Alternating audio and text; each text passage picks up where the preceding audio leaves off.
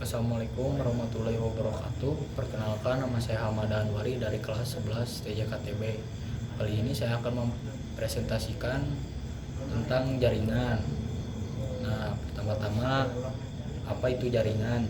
Jaringan adalah kumpulan perangkat komputer yang saling terhubung dan dapat berkomunikasi satu sama lain melalui media komunikasi seperti kabel atau nirkabel.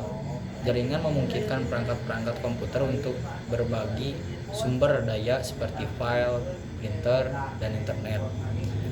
Dua jenis-jenis jaringan. Satu, local area network, yaitu LAN. Jaringan yang terbatas pada area tertentu seperti kantor, sekolah, atau rumah. LAN biasanya digunakan untuk menghubungkan perangkat-perangkat komputer dalam satu lokasi. Dua, wide area network, atau bisa disebut WAN. Jaringan yang mencakup area yang lebih luas seperti kota, negara, atau bahkan global. WAN digunakan untuk menghubungkan perangkat-perangkat komputer yang berjauhan. 3. Wireless network atau WLAN. Jaringan yang menggunakan teknologi nirkabel untuk menghubungkan perangkat-perangkat komputer. WLAN memungkinkan perangkat-perangkat komputer untuk dihubungkan tanpa menggunakan kabel. 4. Internet.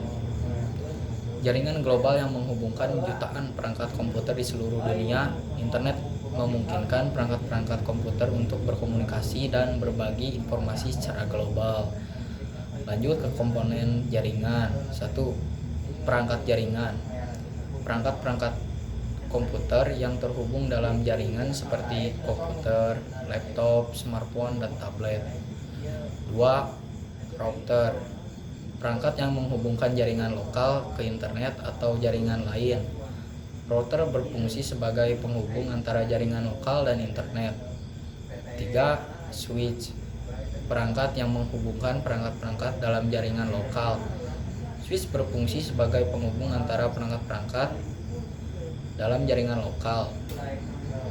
4. Kabel jaringan. Kabel yang digunakan untuk menghubungkan perangkat-perangkat dalam jaringan. Kabel jaringan dapat berupa kabel UTP, STP, atau fiber optik.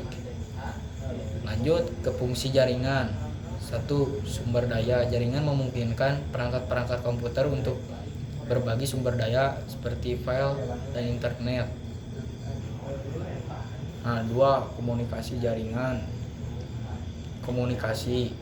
Jaringan memungkinkan perangkat-perangkat komputer untuk berkomunikasi satu sama lain melalui email, chat, atau video conference.